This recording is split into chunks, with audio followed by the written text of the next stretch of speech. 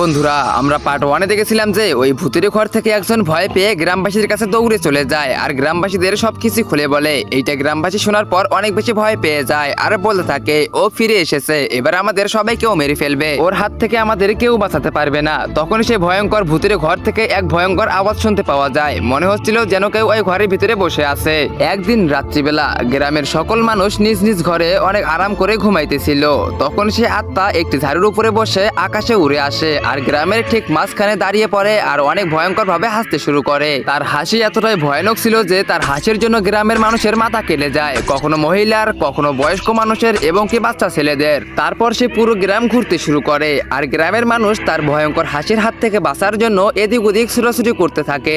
যেমনি তার ভয়ঙ্কর হাসি তেমনি তার লাল লাল ভয়ঙ্কর চোখ, দেখে মনে হচ্ছিল যে তার হাসিতে অনেক কিছু মিশে আছে। তার হাসির জন্য অনেক জোরে বাতাস বইতে থাকে আর পুরো গ্রাম মনে হইতেছিল যে আজকেই ভেঙে পড়বে।